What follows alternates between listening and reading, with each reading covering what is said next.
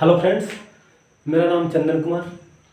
हम लोग डिस्कस कर रहे थे लॉसेस इन ट्रांसफार्मर। तो इसमें हम लोग सबसे पहले देखें कॉपर लॉस इन ट्रांसफार्मर, उसके बाद हम लोग देखें आयरन लॉस इन ट्रांसफार्मर, उसके बाद फिर हम लोग देखें आयरन लॉस डिफरेंट कंडीशन में, यानी केस में। कुछ केस लिए और देखिए इस केस में अगर ऐसा होता है तो उस केस में आयरन लॉस क्या होता है। हम लोग देखते हैं सेपरेशन ऑफ आयरन लॉस, यानी आयरन लॉस दिया हुआ है तो आपको पता है आयरन लॉस हम बताएं आपको, तो आपको ये चीज़ पता है कि आयरन लॉस दो लॉस, एडी करंट लॉस से और हिस्टैरिसीस लॉस से बना हुआ था। तब हम लोग टॉपिक देख रहे हैं सेपरेशन ऑफ आयरन लॉस, या इसी को बोल सकते हैं separation of AD current loss या हिस्टैरिसीस लॉस। क्योंकि आयरन लॉस को सेपरेट कर रहे हैं तो डायरेक्ट इनडायरेक्टली हम लोग ये भी बोल सकते हैं कि आयरन लॉस को सेपरेट किस में कर रहे थे, एडी करंट लॉस में और हिस्टैरिसीस लॉस में। तो हम लोग अब देखते हैं सेपरेशन ऑफ आयरन लॉस या separation of AD current loss and hysteresis loss. ये देखिए आयरन लॉस दो लॉस से मिलकर के बना हुआ है, hysteresis loss plus AD current loss. अब देखिए हिस्टैरिसीस लॉस बराबर फार्मूला ये जानते हैं हम लोग, और eddy current loss equal to formula ये हम लोग जानते हैं।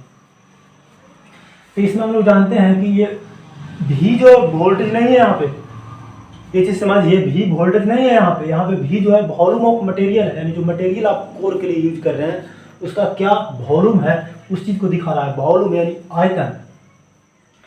तो जब आप ट्रांसफार्मर डिजाइन कर दिए तो उसका वॉल्यूम तो कांस्टेंट रहेगा, ये पहले से ही कांस्टेंट है। इसमें देखिए ये के कांस्टेंट है, के कांस्टेंट है, और ये टी थिकनेस भी कांस्टेंट रहेगा। तो अब देखिए हम लोग पिछला कंडीशन में यानी कुछ कंडीशन ले रहे थे, उसमें क्या कर रहे थे, एक में क्या किए थे, देखिए हम लोग ये जानते हैं b m directly proportional to v by f. तो उसमें क्या कर रहे थे, एक कंडीशन में क्या किए थे कि वोल्टेज को हम लोग वैरी करा रहे थे और फ्रीक्वेंसी को कांस्टेंट रखे थे। दूसरा कंडीशन में हम लोग क्या किए थे कि फ्रीक्वेंसी को वैरी करवा रहे थे और वोल्टेज को कांस्टेंट रखे थे। तो अब हम लोग क्या कर रहे हैं कि बीएम को कांस्टेंट रखने के लिए, यानी मैक्सिमम फ्लक्स डेंसिटी, इसको कांस्टेंट रखना था। इसको कांस्टेंट कब रखा जा सकता है, या तो आप दोनों को नहीं चेंज कीजिए, या तो चेंज करते हैं तो दोनों को चेंज कीजिए। यानी बोल सकते हैं कि बीएम को चेंज करने के लिए वी बाई एफ, बीएम को कांस्टेंट रखने के लिए वी बाई एफ रेशियो को आपको कांस्टेंट रखना होगा। यानी आप बढ़ाते हैं भी को तो सेम रेशियो में एफ को ही बढ़ाइए, अगर घटाते हैं भी को तो सेम रेशियो में एफ को ही घटाइए। तो देखिए हम लोग सेपरेशन, जब आयरन लॉस का सेपरेशन पढ़ते हैं तो इसमें यही चीज, यानी हम लोग इसमें भी और एफ रेशियो कांस्टेंट रखते हैं। तो जब बी और एफ रेशियो कांस्टेंट रख दीजिएगा तो उस कंडीशन में क्या हो जाएगा, बी एम भी कांस्टेंट हो जाएगा। देखिए ए एन बी एम के पावर 1.6 और भी, ये तीनों कांस्टेंट को हम लोग मान रहे हैं ए इंटू एफ प्लस, ये देखिए इसमें के बी एम के square into T square into भी इंटू एफ स्क्वायर। तो देखिए ये तो कांस्टेंट था, ये भी कांस्टेंट था और ये भी कांस्टेंट था। और जब भी बाई एफ रेशियो हम लोग कांस्टेंट कर दिए तो बी भी कांस्टेंट हो गया, भी बाई एफ रेशियो कांस्टेंट कर दिए तो बी भी कांस्टेंट हो गया। तो देखिए ये जो पूरा ये सब कांस्टेंट ही है, तो सब कांस्टेंट गुना होकर के कांस्टेंट हो रहा है, तो इसको हम लोग बी बोल दे रहे हैं। देखिए ये इतना कांस्टेंट हो रहा है तो इसको ए बोल दे रहे हैं, और ये इतना कांस्टेंट हो रहा है इसको बी बोल दे रहे हैं। तो आपको अब दिया हुआ है आयरन लॉस दिया हुआ है, आयरन लॉस दिया हुआ है। देखिए तो आयरन लॉस इक्वल टू, अगर हम लिखना चाहें तो क्या लिख सकते हैं, a f plus b f square. देखिए आयरन लॉस जो है इस फॉर्म में आया। इस फॉर्म में कब आया, जब हम लोग बी यानी मैक्सिमम फ्लक्स डेंसिटी को कांस्टेंट रख रहे हैं।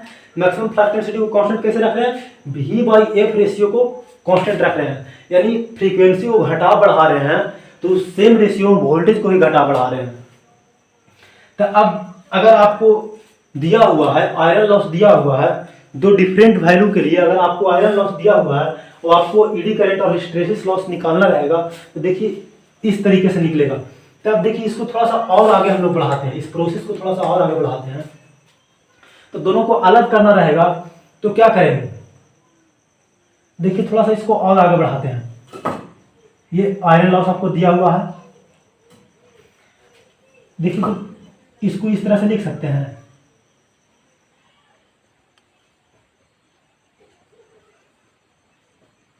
देखिए इसको PIYF यानी F से, दोनों में F कॉमन लेकर के F से डिवाइड कर दिए। अच्छा ऐसा क्यों किया?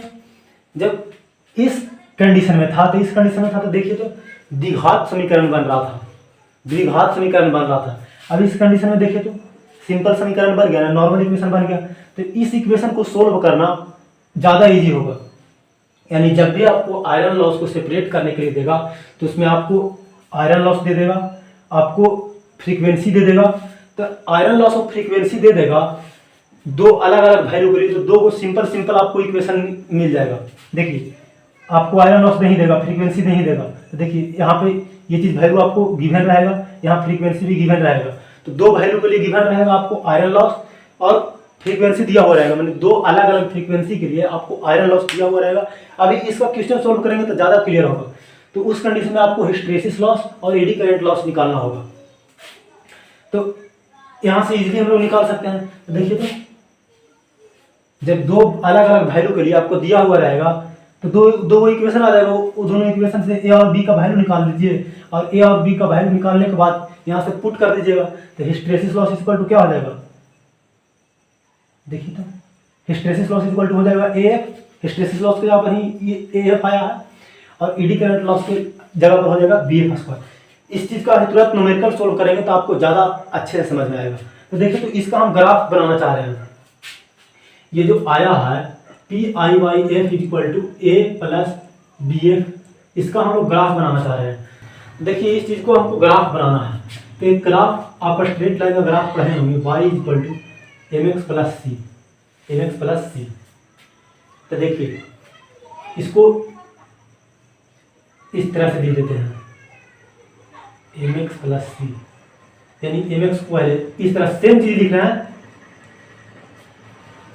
a प्लस bf था, अभी क्या करते हैं bf प्लस a कर दिए। अगर इसका हम ग्राफ बनाना चाहें तो ग्राफ क्या बनेगा? देखिए तो c क्या है? पॉजिटिव वैल्यू, याद रखिएगा c पॉजिटिव वैल्यू यहाँ लोग लेकर के चल रहे हैं। तो c पॉजिटिव वैल्यू लेकर के चल रहे हैं, तो इसका अगर आप ग्राफ खींचिएगा, इसका ग्राफ खींचिएगा तो ग्राफ कुछ इस तरह से आएगा, ग्राफ कुछ इस तरह से आएगा। यानी जिस समय x इक्वल टू 0 है, जब x इक्वल टू 0 है उस कंडीशन में जब इसमें x इक्वल टू 0 रखिएगा तो y बराबर क्या मिलेगा? c, यानी c से स्टार्ट होगा। यहाँ से ये वैल्यू जो दिखा रहे हैं ये c का वैल्यू है। यहाँ से यहाँ से लाइन स्टार्ट होगा, स्ट्रेट लाइन यहाँ से स्टार्ट होगा, और इसमें m क्या है? ये जो इसका स्लोप है, स्लोप इक्वल टू m है। अगर सेम चीज को इससे रिलेट कीजिएगा, देखिए तो y इक्वल टू a मिल रहा है और mx, देखिए x इक्वल टू, अगर हम फ्रीक्वेंसी मान लें, x फ्रीक्वेंसी को x एक्स मान लें तो सेम कर, यानी सेम इस इक्वेशन पे ये चीज बैठ रहा है। तो देखिए इसको हम बनाते हैं, देखिए इसको रिलेट करने के लिए यहाँ पे बना दे रहे हैं कि इस तरह से हम बनाए थे, x था, ये y था और यहाँ पे c का वैल्यू आया था। तो देखिए अब हम बनाते हैं इसका वैल्यू बनाते हैं, ग्राफ बना रहे हैं इसका। तो देखिए ये क्या है? x एक्सिस क्या था? x एक्सिस यहाँ पे फ्रीक्वेंसी को शो कर रहा, y एक्सिस क्या शो कर रहा? PIYF। तो इसका अगर हम बनाएंगे तो इसमें c क्या है? c a है यहाँ पे, देखिए तो ये हो जाएगा a का वैल्यू ये हो जाएगा, a का वैल्यू इतना है, और इसमें स्लोप m क्या है? इसमें स्लोप m है b इक्वल टू स्लोप। यानी इस चीज को, ये जो आयरन लॉस सेपरेशन था, इसका हम लोग ग्राफ बनाए तो इस तरह से आ गया ना। तो इस चीज को कभी कभी न्यूमेरिकल में इस तरह से ग्राफ भी दे देता है, यानी आपको वैल्यू दे देगा, a का वैल्यू दे देगा, b का वैल्यू दे देगा और फ्रीक्वेंसी का वैल्यू दे देगा, और आपसे पूछ लेगा लॉस, तो वहां से भी आप निकाल सकते हैं। ए बी का वैल्यू दिया हुआ है, फ्रीक्वेंसी का वैल्यू दिया हुआ है, तो वहां से भी आप हिस्टैरिसीस लॉस और एडी करंट लॉस निकाल सकते हैं। तो इसलिए ये ग्राफ बना दिए हैं यहाँ पे हम। तो देखिए इस चीज को दोबारा से समझ लीजिए, सेपरेशन ऑफ आयरन लॉस को दोबारा समझ लीजिए, इसके बाद हम लोग इस पर एक न्यूमेरिकल करेंगे। देखिए तो आयरन लॉस इक्वल टू लिख सकते हैं हिस्टैरिसीस और एडी करंट लॉस, दोनों को जोड़ेंगे, दोनों को फार्मूला लिखे हैं। दोनों को फार्मूला लिखने के बाद इसमें देखिए ये कांस्टेंट था, वॉल्यूम कांस्टेंट था, तो बच गया बी एफ के पावर 1.6 और एफ। तो हम लोग क्या किए कि वी बाई एफ रेशियो को कांस्टेंट रख रहे हैं, यानी वोल्टेज और फ्रीक्वेंसी दोनों को इस तरह से वैरी कर रहे हैं, यानी सेम रेशियो में वैरी कर रहे हैं, तो बी कांस्टेंट हो गया। तो बी कांस्टेंट हो गया, तो ये भी कांस्टेंट हो गया। तो हम सारे कांस्टेंट को एक तरफ कर लिए, एक तरफ कर करके और इसको ए मान लिया, और इसमें भी सारे कांस्टेंट को एक तरफ कर लिया और उसको बी मान लिए। तो पी आई इक्वल टू लिख सकते हैं a f plus b f square. A f equal to क्या है, हिस्टैरिसीस लॉस, और b f square equal to क्या है, ईडी करंट लॉस।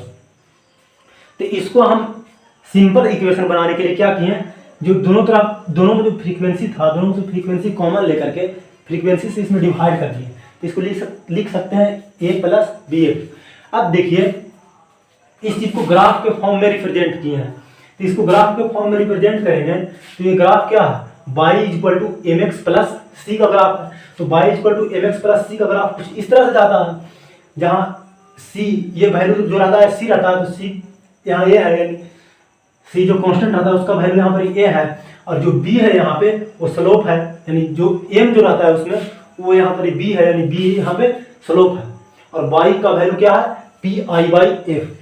अब इस पे हम लोग एक न्यूमेरिकल सोल्व करते हैं। ये ग्राफ इसलिए बताए हैं क्योंकि कभी कभी ये ग्राफ ही देता है, ग्राफ में आपको ये वैल्यू दे देगा और ये वैल्यू दे देगा, नहीं तो ये वैल्यू नहीं भी देगा तो आपको क्या दे देगा, आपको दो को फ्रीक्वेंसी दे देगा। तो आपको जब दो को फ्रीक्वेंसी दे देगा और इसका वैल्यू दे देगा, यानी यहाँ से स्टार्टिंग पॉइंट का वैल्यू दे देगा और एंडिंग पॉइंट का वैल्यू दे देगा, तो उस कंडीशन में आप स्लोप इसका निकाल सकते हैं। तो आप स्लोप निकाल लीजिएगा, यानी बी निकाल लीजिएगा, ए का वैल्यू आपको मिल जाएगा। तो उस तरह से भी निकालने के लिए कभी कभी देता है, तो इसलिए ग्राफ हम लोग बना दिए। अब एक न्यूमेरिकल इस पे देखते हैं। अब देखिए एक न्यूमेरिकल हम लोग सोल्व करते हैं, सेपरेशन ऑफ आयरन लॉस पे एक न्यूमेरिकल हम लोग सोल्व करते हैं। क्वेश्चन में क्या बोल रहा है कि in a transformer iron loss is 100 watt at 40 hertz. ये स्टेटमेंट में लिखा हुआ था, इसको हम इस तरह से लिख दिए हैं, 100 watt at 40 hertz and 72 watt at 30 hertz. Then find eddy current loss and hysteresis loss at 50 hertz. दोबारा सुनिए क्वेश्चन क्या बोल रहा है। In a transformer iron loss is 100 watt at 40 hertz and 72 watt at 30 hertz. Then find eddy current loss and hysteresis loss at 50 hertz. तो देखिए, तो हम लोग अभी क्या निकाल कर आए थे, P I by F equal to B F plus A, या लिख सकते हैं ए एफ प्लस बी। तो देखिए, तो दोनों कंडीशन में पुट करेंगे तो दो इक्वेशन आएगा। पहला कंडीशन में पुट कीजिए तो पहला कंडीशन में आयरन लॉस कितना है, 100 बाई एफ कितना है 40 equal to a plus 40 f 40 b, frequency का वैल्यू 40 दिया हुआ है। ये इक्वेशन हो गया फर्स्ट। दूसरा इक्वेशन क्या है, दूसरा इक्वेशन क्या आ जाएगा, 72 हर्ट्ज, 72 बटा फ्रीक्वेंसी कितना है 30 equal to a plus 30 b. ये हो गया इक्वेशन सेकंड। अब देखिए, तो इसको सोल्व करेंगे तो 100 बाई 40 करेंगे तो कितना आ जाएगा, 2.5 equal to a plus 40 b. इसको इक्वेशन फर्स्ट कर दे रहे हैं, और इसको अगर सोल्व करेंगे तो 24 किया 72, यानी एक जीरो जाएगा तो 2.4 equal to a plus 30 b. ये हो गया इक्वेशन सेकेंड। अब देखिए, तो आपको दो इक्वेशन मिल गया, दोनों इक्वेशन में दो आपको वेरिएबल है, ए और बी है, दो वेरिएबल है और दो इक्वेशन है, तो यहाँ से आप ए और बी का वैल्यू निकाल सकते हैं। और ए और बी का वैल्यू निकाल दीजिएगा तो वहाँ से आपको बोल रहा है ईडी करंट लॉस और हिस्टेरेसिस लॉस एट 50 हर्ट्ज। तो आप ए और बी का वैल्यू निकाल दीजिएगा, तो ईडी करंट इक्वल टू लिख दीजिएगा, eddy current equal to b into 50 का स्क्वायर हो जाएगा, और hysteresis loss equal to a into f. यही नहीं निकल कर आया था, बना देते हैं, आप लोग को बना देते हैं। देखिए, यहाँ से आपको ए और बी का वैल्यू निकालना है, तो क्या करेंगे, देखिए, तो ए का वैल्यू, ए को काट देते हैं, बी का निकालते हैं। तो इसके लिए क्या करेंगे, फर्स्ट में से सेकंड को घटा देते हैं, इक्वेशन फर्स्ट माइनस सेकंड करेंगे तो क्या मिल जाएगा, फर्स्ट में से सेकंड को घटाएंगे तो देखिए 2.5 equal to a plus 40b, 2.4 equal to a plus 30b, 0.1 equal to, अगर घटा रहे हैं 10b, यानी b इक्वल टू 0.01 या 1/100। ये b इक्वल टू आ गया। अगर b इक्वल टू वैल्यू हम पुट करेंगे इसमें इक्वेशन फर्स्ट में, अगर b इक्वल टू पुट करते हैं तो 2.5 equal to put b in equation first. तो इक्वेशन फर्स्ट में पुट करेंगे तो ये क्या हो जाएगा 2.5 इक्वल टू a प्लस 40 गुने 0.01। ये b का वैल्यू है। यहाँ से e का वैल्यू क्या आ जाएगा, a का वैल्यू यहाँ से क्या आ जाएगा, a इक्वल टू 2.5 माइनस 0.4, ये गुना होगा तो 0.4 हो जाएगा, यानी 2.1। अगर इसमें ही रखते तो 2.4 में से घटता 0.3, तो वैल्यू 2.1 ही आता। देखिए b का वैल्यू आ गया 0.01, a का वैल्यू आ गया 2.1। तब बोल रहा है eddy current loss and hysteresis loss at 50 hertz. देखिए तो ईडी करंट लॉस 50 हर्ट्ज पे लिखना चाहें तो क्या लिख सकते हैं, eddy current loss equal to क्या लिखेंगे, दोनों को अगर फ्रीक्वेंसी से इधर गुना करेंगे तो iron loss equal to क्या हो जाएगा, b f square plus a f. तो बी एफ स्क्वायर क्या हो जाएगा, ईडी करंट लॉस, और ए एफ क्या हो जाएगा, हिस्टेरेसिस लॉस। ये चीज़ तो बता ही चुके हैं, तो डायरेक्ट हम यहाँ लिख दे रहे हैं। तो ये क्या हो जाएगा बी एफ स्क्वायर, बी का वैल्यू क्या है, बी का वैल्यू है 1/100 या 0.01। तो 1/100 इंटू एफ का स्क्वायर यानी 50 गुने 50। तो यहाँ से निकालेंगे तो क्या आ जाएगा, यानी निकालेंगे तो ईडी करंट लॉस कितना आ गया 25 वाट। यही अगर निकाले हैं हिस्टेरेसिस लॉस, तो हिस्टेरेसिस लॉस इक्वल टू क्या आ जाएगा, A F. Hysteresis loss equal to A F. A का वैल्यू कितना है 2.1 इंटू 50। इसको अगर गुना करेंगे तो 21 25 75 से, यानी 105, 0 से पॉइंट खत्म, यानी इतना वाट। अगर पूछ देता कि 50 हर्ट्ज पे टोटल आयरन लॉस निकालिए तो क्या करते, ये दोनों वैल्यू को जोड़ देते, यानी 126। 50 हर्ट्ज पे अगर आयरन लॉस पूछता तो दोनों को जोड़ देते तो 126 वाट आ जाता। आई होप ये चीज़ आप लोगों को समझ में आया होगा, यानी सेपरेशन ऑफ आयरन लॉस आप लोगों को समझ में आया होगा। ये चीज़ बहुत ही इंपॉर्टेंट है, यहाँ से कंपटीशन में अक्सर सवाल पूछते रहता है, तो ये चीज़ आप लोगों को समझ में आया होगा। यहाँ पे लॉसेस इन ट्रांसफार्मर, ट्रांसफार्मर में जितना भी लॉस होता है उस चीज़ को हम लोग डिस्कस किए। लॉस जो हम लोग पहला दिन डिस्कस कर रहे थे तो आप लोग को बताया था कि लॉस में एक बताए थे मेजर लॉस और दूसरा माइनर लॉस। मेजर लॉस में आपको कॉपर लॉस बताए थे और आयरन लॉस बताए थे, और माइनर लॉस में बताए थे कि बहुत कम मात्रा में स्ट्रे लॉस और डाइलेक्ट्रिक लॉस भी होता है।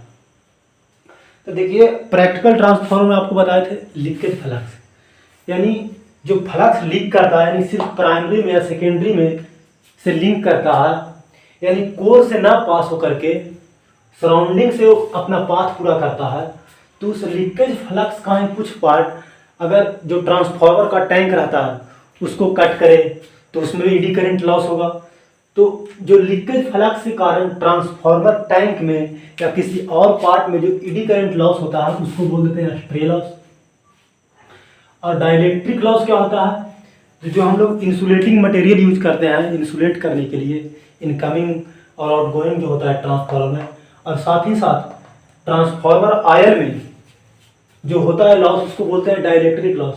तो डाइलेक्ट्रिक लॉस और स्ट्रे लॉस इन दोनों का वैल्यू बहुत कम होता है, टोटल लॉस के तुलना में इसका वैल्यू बहुत कम होता है, तो इसलिए इस लॉस को निगलेक्ट कर देते हैं। तो इसमें ज़्यादा हम लोग चर्चा नहीं करेंगे, इतना जान गए यही काफ़ी है। स्ट्रे लॉस क्या होता है, तो जो फ्लक्स लीक करता है तो वो लीक फ्लक्स अगर आयरन वॉल यानी ट्रांसफार्मर के जो वॉल इसमें रहता है, दीवार रहता है टैंक का, उसमें अगर कट करता है तो उसमें जो ईडी करंट लॉस होता है उसको बोलते हैं स्ट्रे लॉस।